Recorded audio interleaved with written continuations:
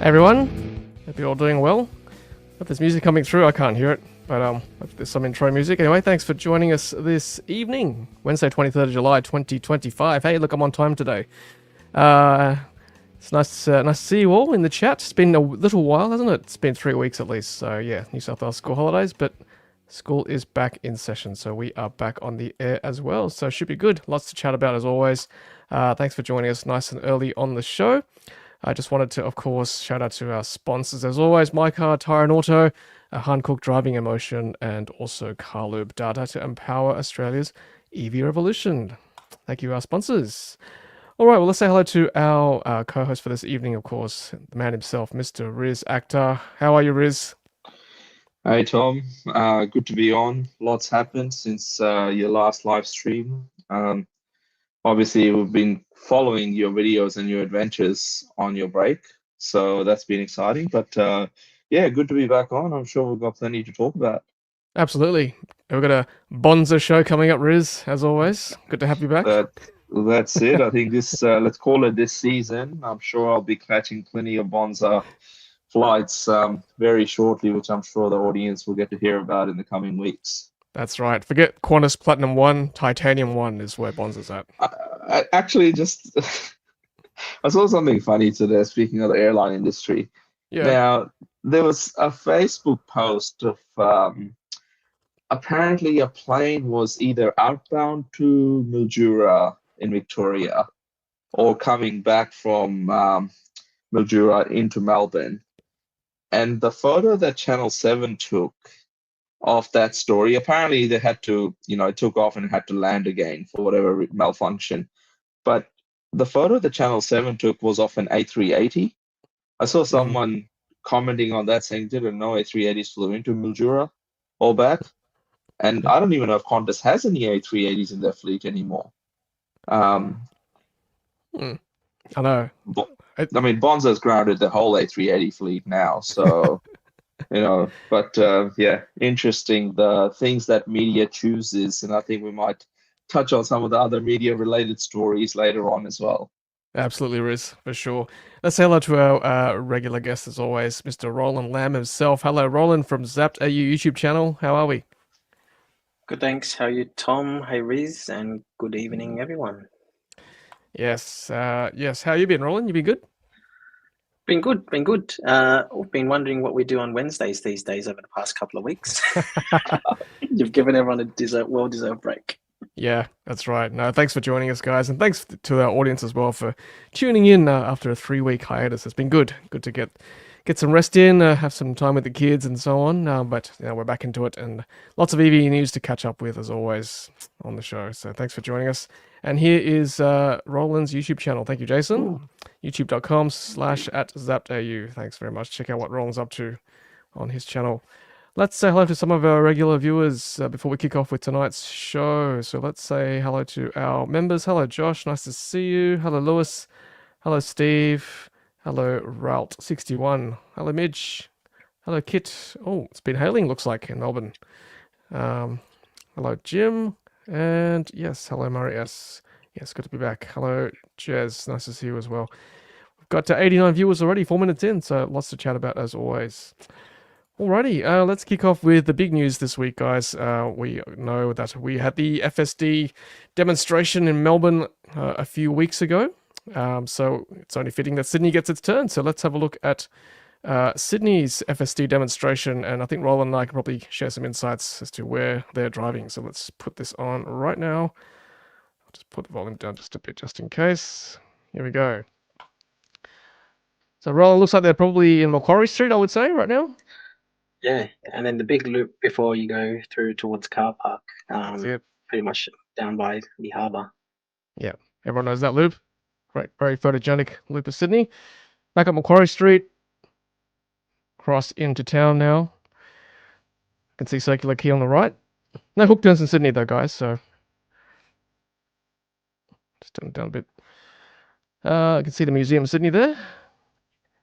Up ahead. Lots of buses to contend with. Oh, there's one coming around. No trams in this part of Sydney. There is one light rail line through the centre of George Street. I think this is coming to the middle of town now. It looks like the north of the city, Roland. It is, yeah, north. Yep. So on just behind you now would be coming off the Harbour Bridge. Yep. Speaking of, I think this is where this car is going to be going very shortly. This is going through Barangaroo now, the newer part of the city. There we go, through Barangaroo now. Lots of people to contend with, and for those listening on podcast, the driver, or at least the driverless driver, is sitting there with his hands or her hands just behind the wheel, just guiding it, so to speak. Through Barangaroo, past the metro station, around the top of the rocks area. Pretty impressive, guys.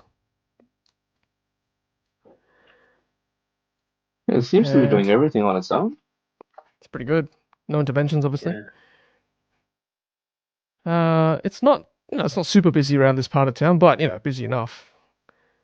Now it's going to cross the Harbour Bridge, so left turn onto this this entrance into the bridge, and there we go, under the Sydney Harbour Bridge now.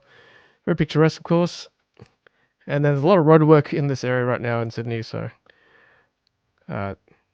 coming off to the North Sydney and Kirribilli area. I think I'll probably just park itself very shortly as well. So yes, they chose the right area to do this full self-drive test. Picturesque and busy enough, I think, to be impressed with. There we go, parking behind one of the cars there. Around, I think it's, which point is that? Near the ferry stop there. Nice. Yeah, towards just a bit behind Luna Park. Yep. Very good. Oops, sorry. Let's show you guys. All right, yeah. So tell us what you think in the comments, guys. I thought that was quite impressive, actually. No hook turns, but enough pedestrians and buses, bendy buses in Sydney to contend with, and roadwork on the bridge and so on. So that was good. And obviously with the news that I heard this week too, that it's sort of, well, pretty much done. It's a done deal, according to Tom Drew, country manager, telling us that there's no regulatory block for FSD in Australia. It's just up to Tesla to roll out their timeline, and looks like Hardware 4 will be the first to get it. Yeah, Hardware 4. And select cars too, right? It's not just everyone. So select cars. I imagine, press cars maybe? Or diehard fans? Tesla in the gong maybe? Riz? Well, Nash will get one, surely. I think Nash has been testing. I think that was Nash driving right there, or he was behind the wheel. I think, so there's, Tom Drew sort of mentioned it's going to be in stages, Hardware 4. Is it Hardware 4 in terms of the new Model Ys with the front camera? Is it Hardware 4 in general? Is it, some people have said, employees, but to be honest, I don't know a lot of Tesla employees that have Tesla vehicles. There are obviously, of course, quite a few that do, but not everyone. So I think the sample size is pretty small in Australia. They'll have to start to roll it out to a set type of vehicles. I would, if I was to guess, maybe the new Model Ys first.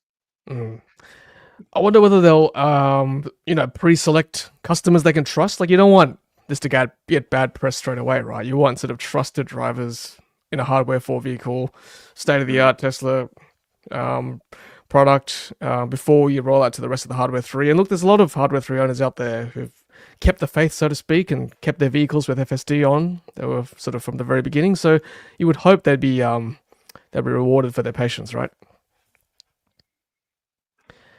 And they're saying, quarter 2, 20? No, hang on. What am I saying? Do we have any timings? Probably not yet at this stage. As far as I think they said this year. Yep. Well, maybe I'm wrong. I don't know. They did mention it's going to be in stages. Yeah, you would think. Stages, press, other owners, and then Hardware 3. So we'll see. We'll keep an eye on these guys. So very exciting.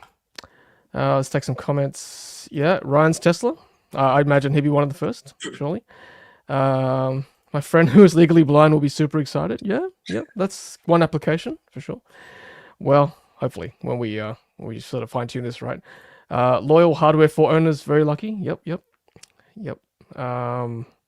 Huawei FSD came to Australia. Xpeng X-Pilot Riz, or what's it called, XNGP? Yeah, XNGP. I guess the other thing is obviously you have to have had the software purchased.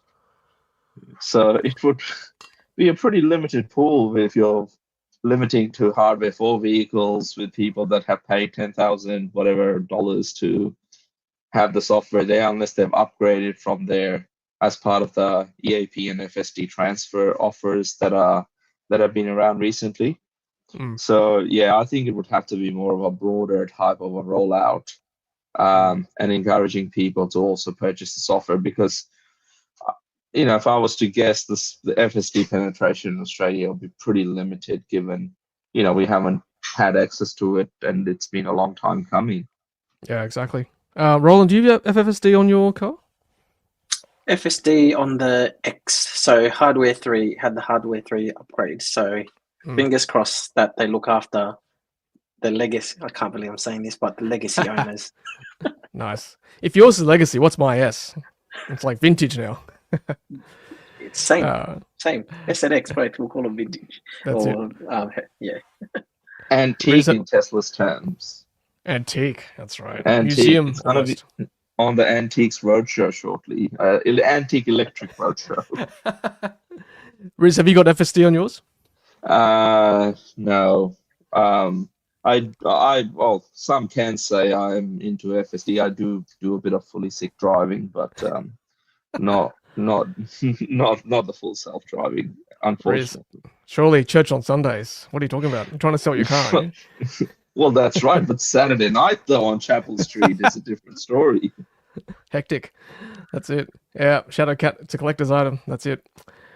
Here goes. Zubanix says, when I bought my hardware 3 Model Y, the Tesla salesman discouraged me from buying FSD. Yeah, I must say, I probably discouraged that for a while too, given nothing was happening. But now we've got some hint that it might be dropping very soon. So interesting times. I think Elon Musk did say years ago that as soon as it's going to enter your country, the price will go up. Gents, is it in Tesla's best interest to increase the price of FSD software to get people buying it before it does? Yeah, I think it would go the other way around, to be honest. I think they need to bring in the subscription service, whatever it is, $200, $300 a month for people to try it. Remember, maybe about 6 months ago, there was this directive by Elon himself that anyone that purchases a hardware 4 enabled car must get I think it was like a supervised FSD demo if they were taking it out of the showrooms in the US. So maybe something like that will start to happen here. Who knows?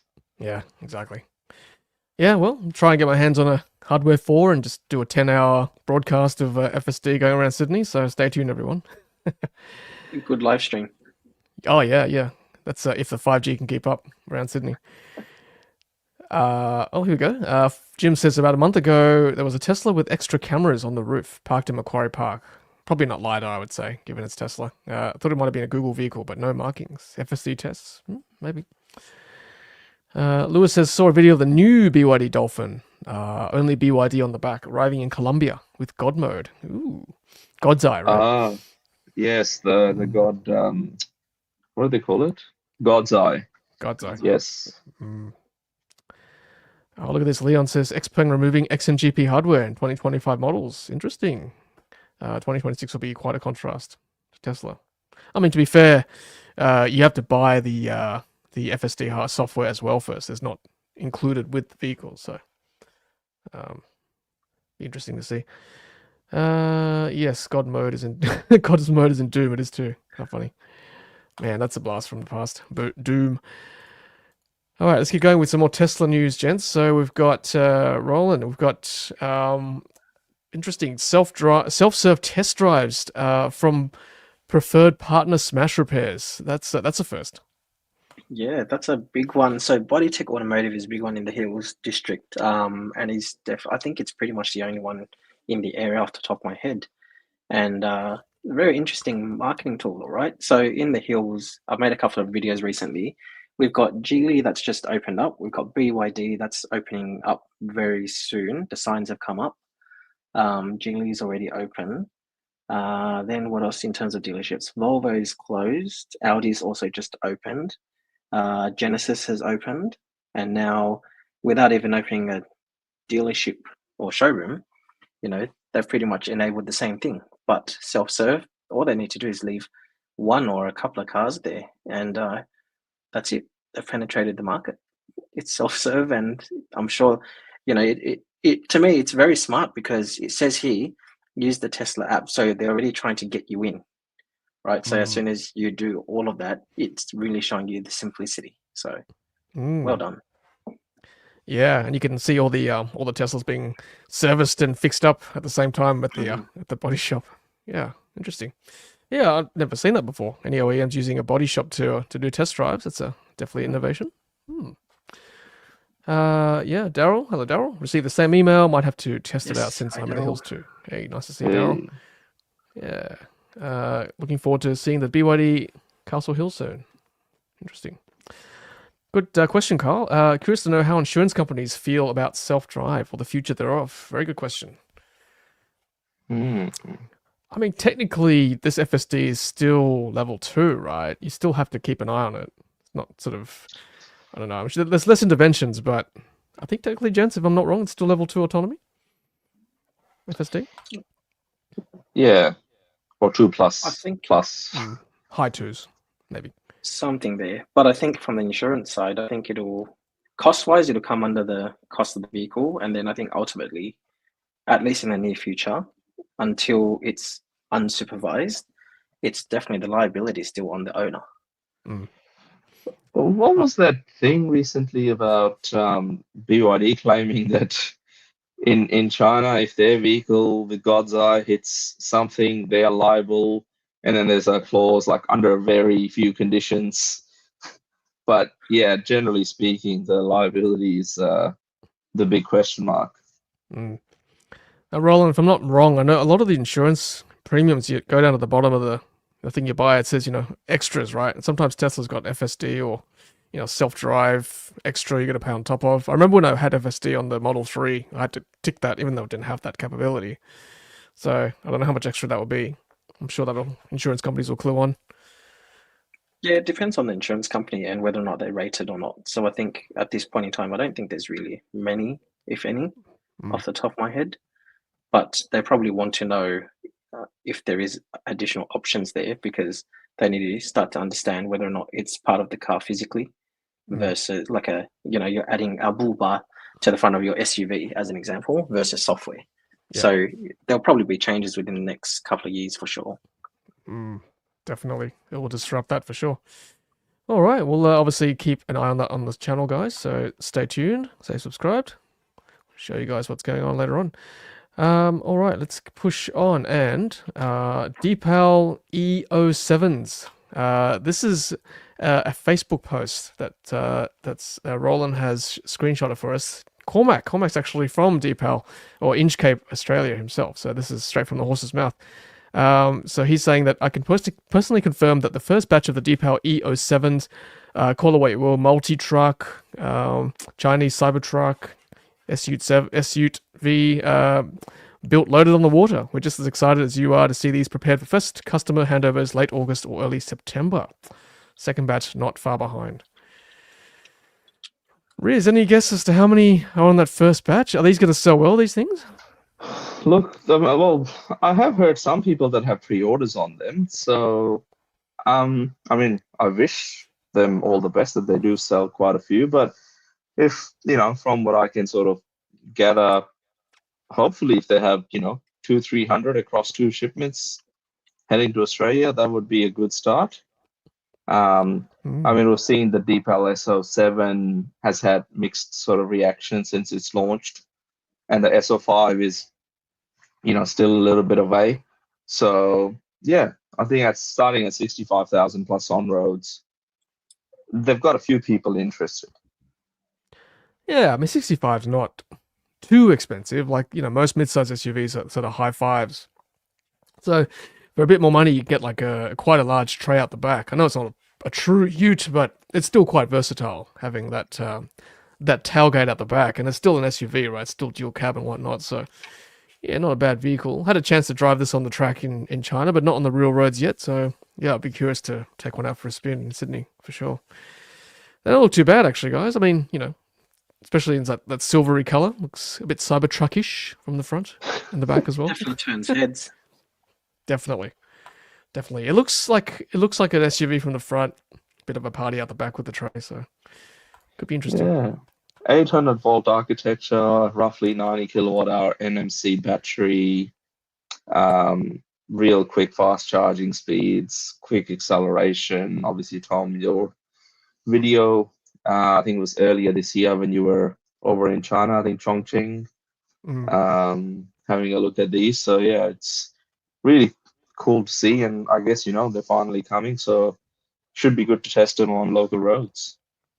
Yeah, I like the fact that the tray is covered too, so you can shut that off and keep your stuff clean and private. So yeah, it's got the benefit over a ute, I suppose, and a smaller footprint obviously as well. So we'll keep an eye on that one. I think there's a launch coming very soon, as Cormac might have alluded to in this post. Thanks, Roland, for sharing that. Appreciate it. Let's push on. So, okay, here's another car that is coming into the country very shortly. The Zeekr 7X. This is the one to look out for, I think. Premium-ish SUV, 800 volts again, as Riz said for the other one, for Deepal E07. Sorry, E07. Yeah, looks pretty plush and premium, and I guess price will be everything, guys, when it launches in the next couple of weeks. Price will be it, yeah. Yep. But good to see it's getting a 5-star Euro NCAP, so you would think Australia would also award 5-star for the NCAP rating too. Yeah, those are generally pretty high scores there as well across the 4 areas that they test them at. Over 90% for adult and child occupants and vulnerable road users. So I think that's sort of okay. But yeah, safety is just 83% as well. Good to see. Interestingly, it says small SUV there. It's not a small car. That's No, what I was it is looking not. at just then. That it is not. It's not small. The X is a small SUV. The 7X is not that. Yeah, it's bigger than a Y. Yeah. Still crossover, or would you say a large SUV? I'd say larger. Like it's getting there, getting up there. Yep. No, it should be good. Looks, I mean, from what I've seen inside, looks really nice. And Riz, you've driven it in China, I think, haven't you? Yeah. They are dynamically really good car. High-end materials, probably the best I've seen in any Zeekr.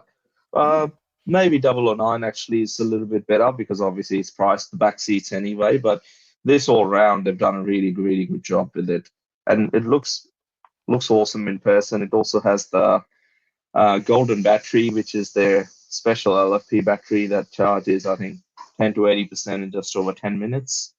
So I've quite a few things going for this car, and yeah, can't wait to sort of properly test it on our roads in the coming weeks.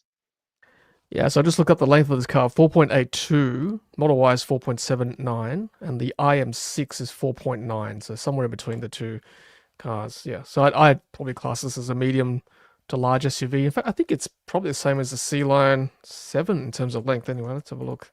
Yeah, I think it's very close to C-Line 7. Very close, yeah. It's funny, the C-Line 7 doesn't look that big when you see it, but it's actually quite a long car. Quite deceiving. Yeah, good to see Bjorn loved it. Thank you, Rout. Excellent. We trust Bjorn, of course.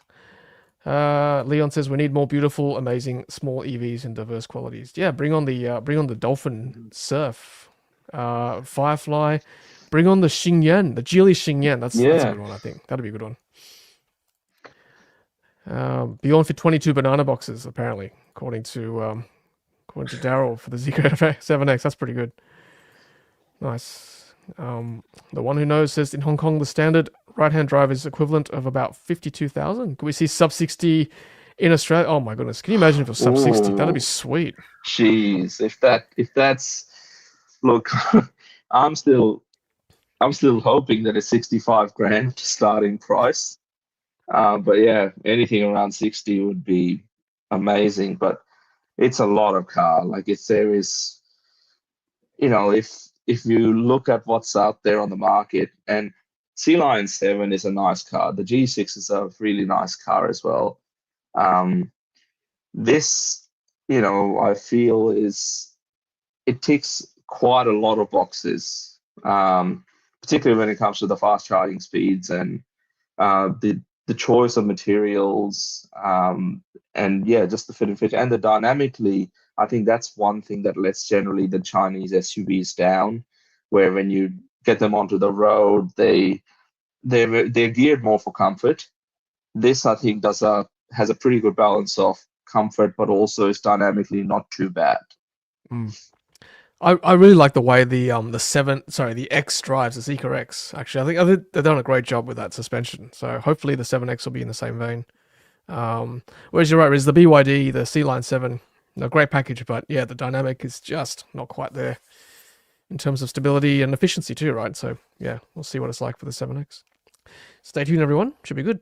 Now this is what we've been hoping for on the channel and I guess across the EV community, that national companies like Bunnings, multinationals like IKEA, Woolies, Coles, big places with big car parks will have EV charging around. So here is a shot of Bunnings on their LinkedIn post saying, yes, important milestone in their sustainability journey. First electric vehicle into the Bunnings passenger fleet. That's great. It's a EV5 there, but also they've got selected stores across Australia and New Zealand with 12 new public fast charging stations as well. 120 kilowatts. So that's not a slow speed by any means. So great to see. So up to 18 convenient locations where customers can charge while they shop, which is really good. Nice. It's not bad, guys. I mean, 120 kilowatts.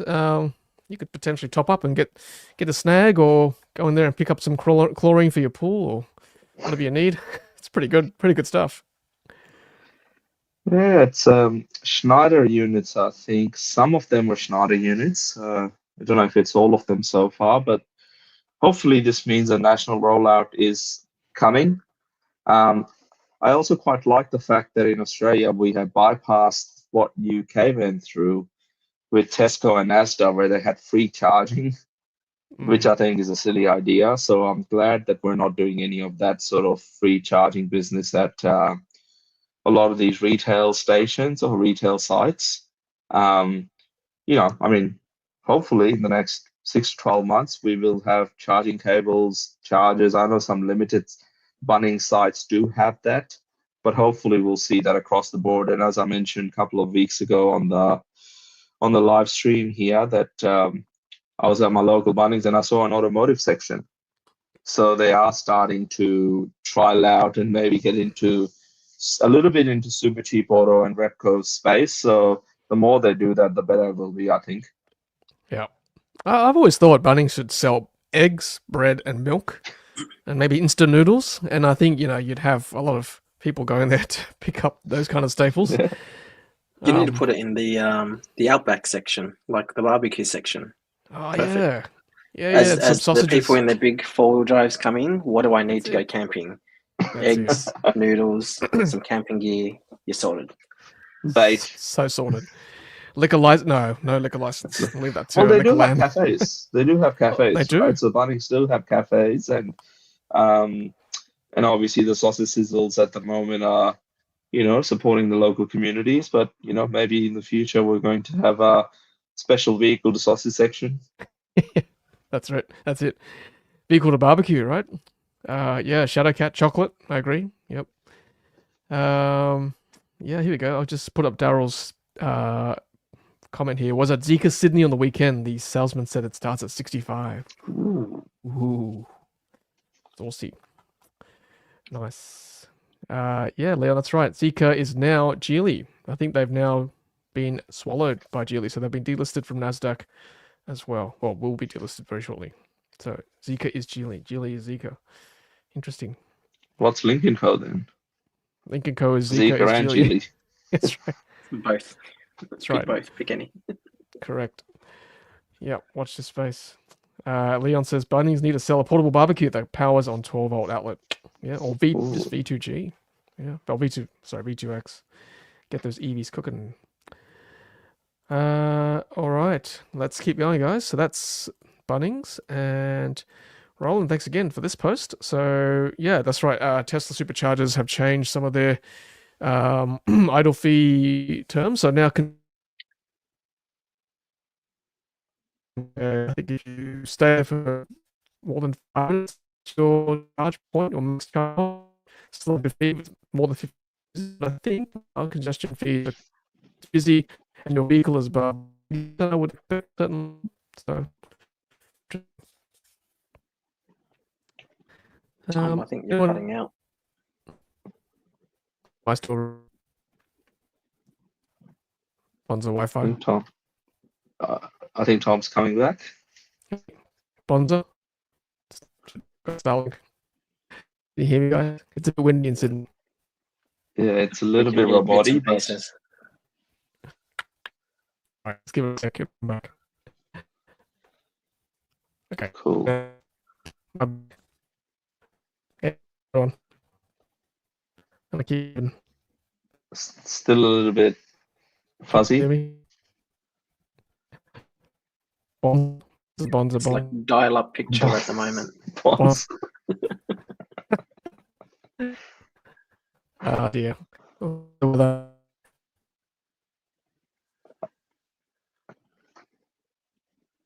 right, I think Tom's gone for now. He will return. Gone for a moment, but I guess it's just an update to make sure everyone's aware. Congestion fees now apply. You can see there when Supercharger's busy and when your vehicle charge is above the congestion fee charge level.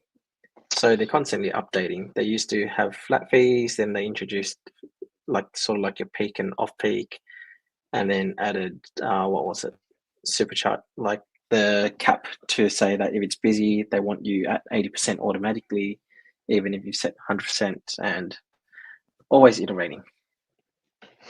Yeah, I think that's the key thing. I know Tesla Superchargers have copped a lot of criticism, Roland, on pricing and pricing for non-Teslas.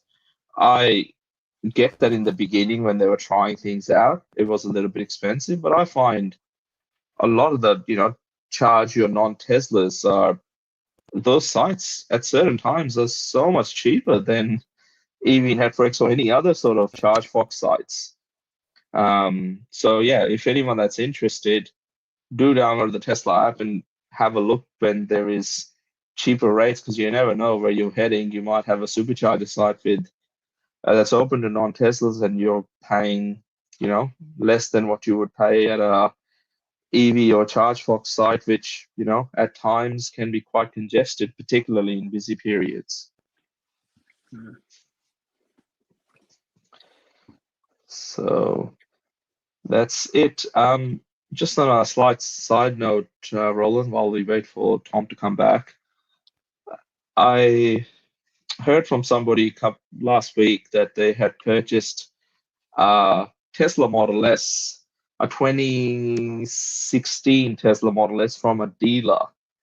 And those early Model S's and X's had free unlimited supercharging. You still got it?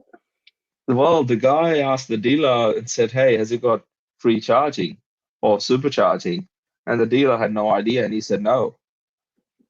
So the car was priced at, I think, 40 grand. So the guy offered 35 grand for it, and just went over to Tesla and swapped over. Did the CCS conversion, and for $480, and it's got unlimited supercharging. So 35 grand for a 2016 Model S with unlimited supercharging. What a win! Yeah, it's just looking at the comments as well. Yes, EV Networks has started to do off-peak rates as well, which is a good thing. Oh, he has returned. Riz the Bonza. I need to change my internet, I think. All we heard was Bonza every now and again, but in like a robotic voice. Yeah, that's right.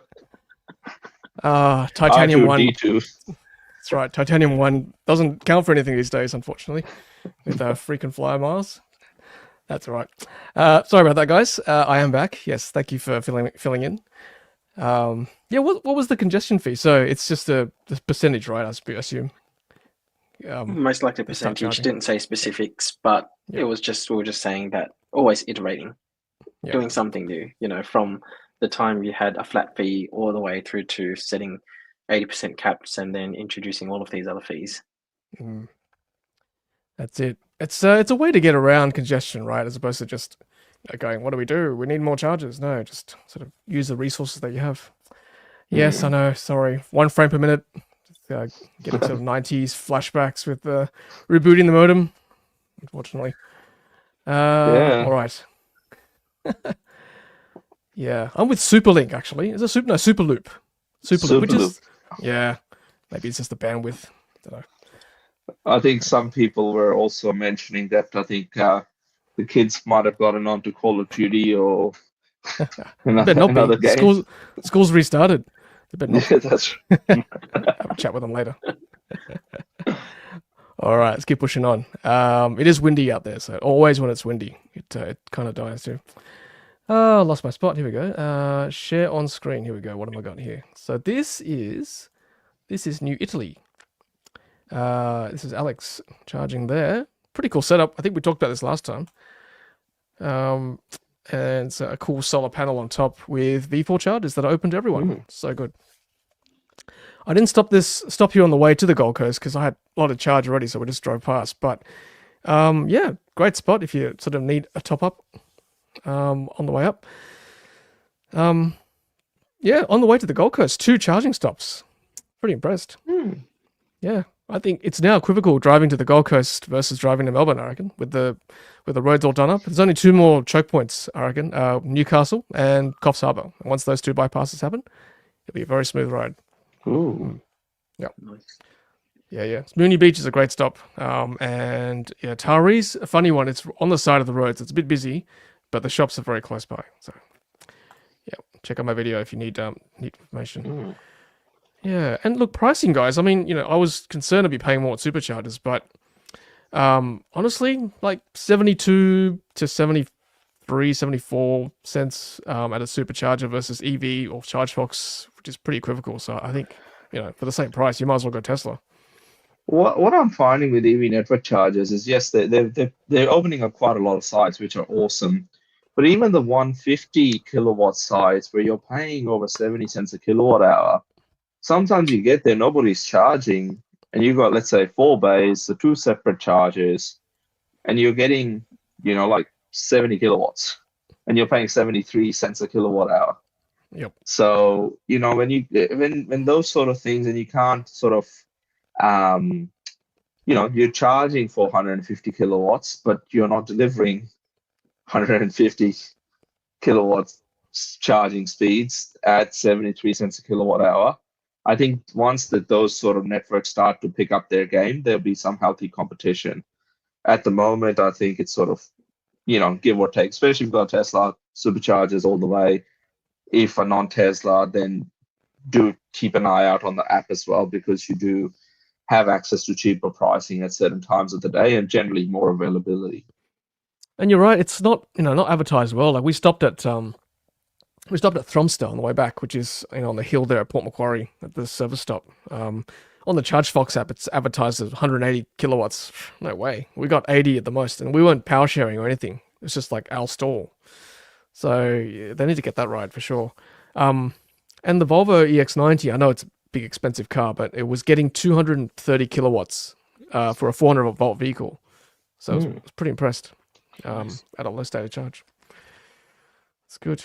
Yeah, William, that's the issue at the moment. Xpeng is not reporting, right, Riz, into EVC or FCAI, their data. Yeah. So last time I did a bit of a check at the end of June, they're getting close to 900 cars being delivered across most parts of Australia.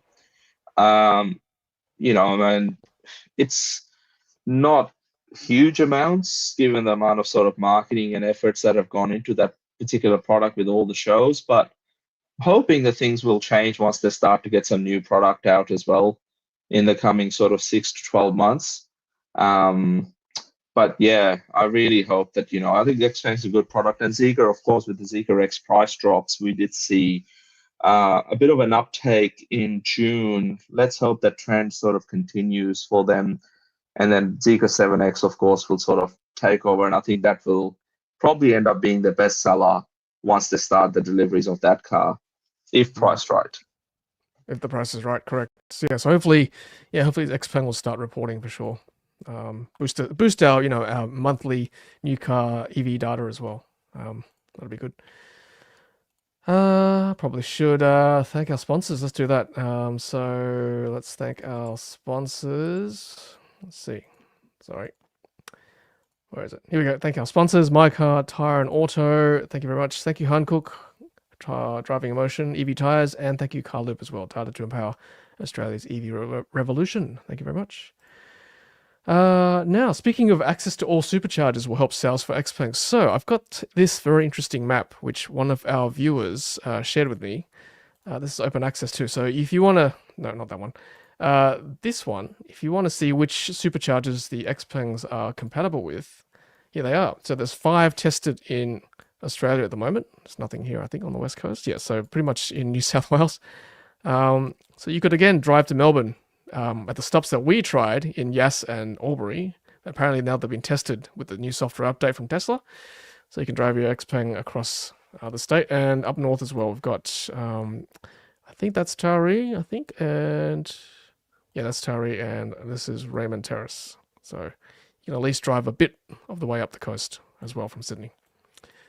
It's good to see. And also the same viewer or person has also tried, put this one up too. These are ones that have been tested and not working yet. So great work done by our EV community members. And good for Xpeng owners as well. Okay, and speaking of which, Roland, we saw Xpeng Sentry Mode in action. Let's make this guy famous. I'm glad someone censored that. Yes, so obviously caught vandal, so to speak. Don't know what ended up happening with that one. I'm actually curious. I might try find out if there was an update on that. But look, at least you can see the quality. You can see it works. So I guess that's a plus. Oh, I hope your parents are proud, buddy. This is becoming Australia's most wanted, isn't it? This show. People relieving themselves on cars. You got to wonder, right? Tesla's obviously had lots of posted stuff like this with idiots doing stuff to cars. Now Xpeng's having their time in the sun. How often does this actually happen in public car parks? That's just not picked up. Now that we've got Sentry Mode in some vehicles showing the kind of lewd behavior people engage in public. Okay. Yeah. Yeah, pretty crazy. All right, let's keep going. So we've got more chargers now. BP Pulse Jerilderie. Sorry if I pronounced that wrong. No more New South Wales Robina trips taking an extra 40 to 100 Ks. It's good to see. Yeah, look, BP Pulse is not bad. They've got pretty good chargers, usually. And most of the time they're working too. My local one was only charging at half speed. Says it's 150 kilowatt, but I charge it at 75. So Yeah. hopefully they fix that. Yeah, it's not good. I think that's the same issue. They use the same units as EV Networks does, the Tritium PKM 150s. And yeah, I don't know what the right or wrong answer is, but you'd like to think that, it's in their best interest because they're definitely charging the customers for it. The 73 or whatever cents a kilowatt hour. But yeah, hopefully more competition will mean that, they do up the speed and actually provide the speeds they're quoting. Exactly. That was what we just talked about earlier. ChargeFox advertising a higher speed and only giving you half, but charging you the same as Tesla Supercharger. Disappointing. Now, speaking of which, this opened when I was in the Gold Coast. Robina, which is a massive shopping centre, a massive township, very close to the beach, a bit more southwest, I think, Robina. So 10 stalls, all open access as well to everyone, which is great. So we've got this one, and also I think Riz Runaway Bay, I think, in the north. So yeah, Runaway Bay, there's one there. I think there's one at Pacific Fair as well, yes. at Broadbeach Shopping Centre. That's Tesla only. Tesla. Oh, yes. Yeah, but definitely the one at Runaway Bay, I was charging my Polestar up there. So Yeah, cool. Yeah, this is great. Again, all Tesla, all vehicles, not just Tesla as well. Interesting, they're using V3 hardware, not the V4s at Robina. I wonder why. Yep, that's right, Sim. All access for Robina. That's so good. It's good too because the Gold Coast, as we know, the Gold Coast Council have just delisted all their chargers due to maintenance issues. I think we discussed last time we were on. I think parts supply and maintenance, a whole lot of things around tritium chargers, which for a long time, I think they were charging around 30 or 40 cents a kilowatt hour. So part of the issue there is charging too low as well. But yeah, hopefully, there's someone takes over the sites, at least installs new hardware and are able to maintain that, because you'd like to think the electrical cabling is there. That's right, exactly. Mark's got an explanation for why some of these chargers are slow. So many of these 150 kilowatt units only have 200 amp cables, so you are getting max 75 on 400 volts. Okay. Thank you, Mark. Now, this is an issue we've been sort of following for the last 12 months, I guess. I thought I'd sort of bring it up again because it is worth doing. This is obviously in relation to the BYD Atto 3 owners from 2023 and 2022 not being able to charge at Tesla Superchargers.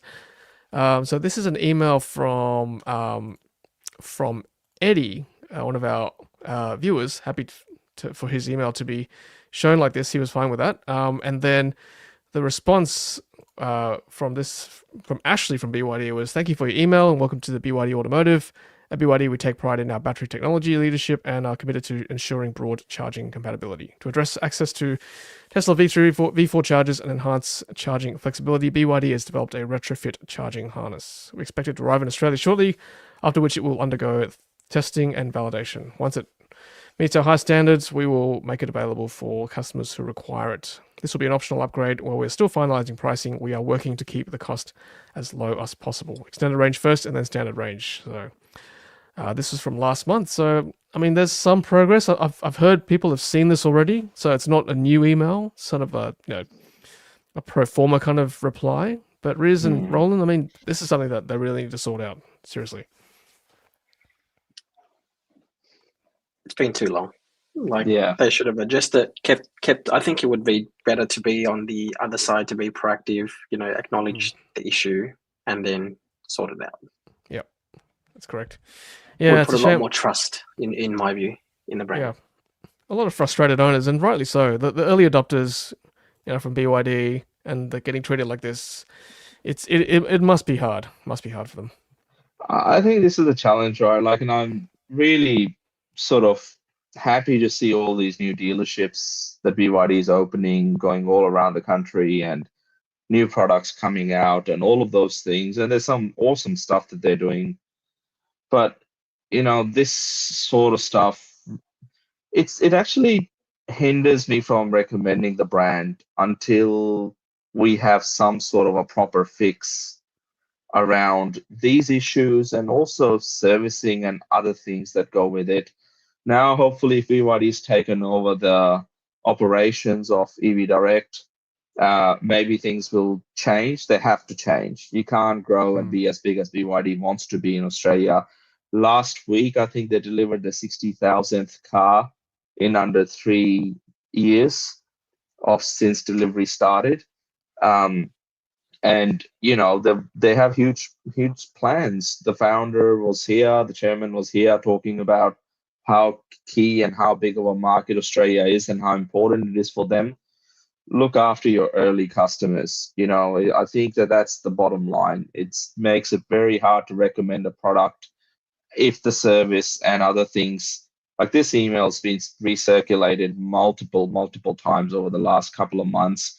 Maybe with slight edits in ChatGPT or something, but I think all in all, it's the same thing. Can't take that long. BYD releases new models on a monthly basis in China. This harness seems like it's been in the works since 1970s, and it's still like. You're right. I mean, it's a real slap in the face for these poor owners. Like, they were the very early adopters.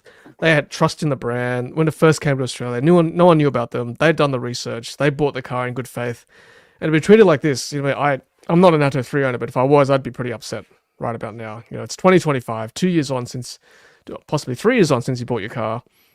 And, you know, people showing road trips to the Gold Coast and Melbourne using superchargers and us talking about how good they are and not being able to use it if you're an Atto 3 owner, it must be disappointing. So don't worry, guys and girls, we're with you. We'll keep highlighting this issue over time. You have not been forgotten. Don't worry, on Ludicrous Feed.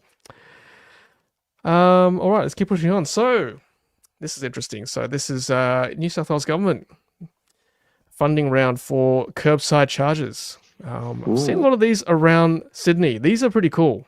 And they're well marked as well on the street, so you can charge your EVs in high density areas. I've noticed a couple in Artarmon, just on Sydney's Lower North Shore. Not just one, but like 2 or 3 sites in the same suburb. So it's pretty good to see. Yeah, it's good hardware, that EVX stuff. The guys, I think they were first showcased it at the first Everything Electric show. So it's good to see them get some success as well. It's a great idea. And I think today I might have seen a story where RACV in Victoria are finally going to be doing something with EVX and getting about 40 chargers somewhere in Melbourne. Obviously, New South Wales is years ahead of where things are here in Victoria. But yeah, great to see these, you know, that's as a charging solution for inner city folks. Yeah, and they're not an eyesore or anything. They're a reasonable footprint, and you've got to bring your own Type 2 cable, obviously, but at least they're street side, well signed, as I said, well marked on the road, around high density areas. So yeah, great initiative, and it's just one workaround people who don't have off-street parking and off-street charging. So yeah, well done EVX and New South Wales government. Keep up the good work. Yes, here we go. Eddie, thanks, Eddie. Thanks for bringing it up, guys. No problem. Thanks for sharing that email with us. Thanks for allowing us to read it out. Sim says, I haven't even tested my seal out at the Tesla Supercharger since my upgrade. Now, that's right. Seals were upgraded as mine was, my X seal.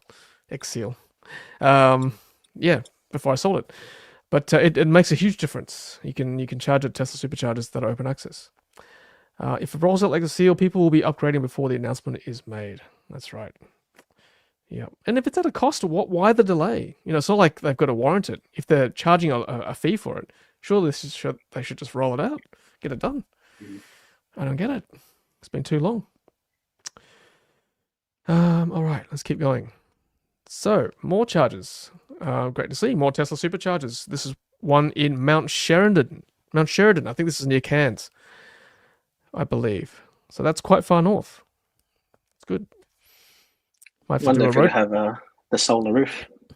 Surely, right, Roland? Up North Queensland, you would think. Yeah, like, look at that location. It's got to have that. Surely. It's asking for it. It'd be pretty cool to be able to drive all the way up to Cairns from Sydney with the confidence that the Tesla Supercharger network is there to back you up. That's pretty amazing. Yeah, Lewis says, for my next trip, yeah, I'd love to do that, actually. Very tempted once this is done. Very good. Okay, let's keep pushing on. We're almost at the end. More chargers. Thanks to Jason's post. Newcastle. 48 new EV chargers for Newcastle. How good is that? Great.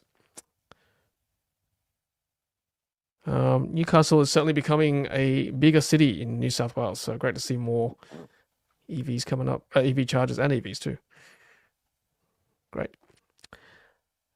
And Roland. Ioniq 6N, just for you. Top spec. I still don't know how I feel about how it looks. Yeah, I love this one that you posted. It's squinting at you. But it's true. You look at the old one compared to this one. Like, okay, so the sport for me personally, and I'm keen to hear from everyone that's on the live stream. What do you actually think of this car when you look at it? You have to be honest. It's one of those ones that I feel you could. There's no middle ground. You either love it or you hate it. The rear spoiler, I'll admit, it looks a lot more aggressive. Yeah. Supposedly, it's even faster than the 5N. So, I just want to drive it. It's a bit 911-ish, right? That spoiler. Maybe it's good time for me to drop out now because otherwise I'll offend our next 6N owners. It is quite polarizing. It does kind of look like it's doing these, like, sort of. Bit of a squinty face. But if you're driving it, you're not the one looking at it. So that's right. This is true. Just don't bring up the 360 camera. Yeah, look, it looks better in the pics, right? Because you can't tell how big it is, but obviously the under 6 is quite big. It's like It is. big 911. Look, I have to agree with Steve. To me, this always looked like Ford Falcon AU. Now, anyone in Australian motoring history would know that Ford Falcon AU was the most iconic and the best looking product Australia ever produced. Yes. And yeah, I saw one today actually. yeah, and clearly Hyundai took inspiration from that when they were coming up with the Ioniq 6. And now that it's got, squinty LED headlights and whatever else it's got, it's basically lost the iconic design. So yeah, not a huge fan. Yeah, me neither, Riz. As Roland says, I'm not looking at it when I'm driving it, so yeah, happy to take it on the track. But I'll be honest. Okay, I drive a lot of press cars, right? And Riz does too, and Roland to some extent too. But the only time I've ever had someone look at the car as I drive past and then laugh was the Ioniq 6. I'm serious. It's the only one. So I was a little bit embarrassed driving this car a couple of years ago, and I'm not sure how this will go. The new facelift. So we'll see. Look, they aren't selling too many. That's the other problem, right? The Ioniq 6s now barely sell. So yeah. Yeah, I don't know. It's on the fence, that one. Anyway, I think this is a nice car. If it's priced right, which I think it will be if it ever comes to Australia. So this report from Car News China: Geely Geome Xingyuan crowned champion of China's first half 2025 sales. BYD Seagull second, Tesla Model Y third. Very interesting. Guys, I think if this comes at an under 25, this will be an absolute winner. This will just take the cake for like small SUV hatch segment. This is the one to look How out big for. is this car? 4.3? 4. Something like that. Let's have a look. It looks like a Smart Hashtag 3 up close. 4.1, so it's actually quite small. 4.1 meters. Wow. Has Riz frozen? Good Yeah, size. Riz is frozen. Yeah, it's dropped sorry. out. Yep. Yeah, so in China, $10,000 US. Crazy stuff. Unbelievable. Yeah, this would be the one I would get for my kids, I reckon. Once they start driving, I think this will be a great car. So hopefully this will arrive in the next year or so from Geely. That'll be such an easy parking test. Oh, it'd be crazy. 4.1, like wheelbase of what, 3, even less, 2 point something, right? Yeah, 2 point something. Yeah, be great. I agree, Gaffer. That's the issue. If it's priced right, it's always the way. Yeah, that's right, Leon, for the win. Geely Xingyuan, go for it.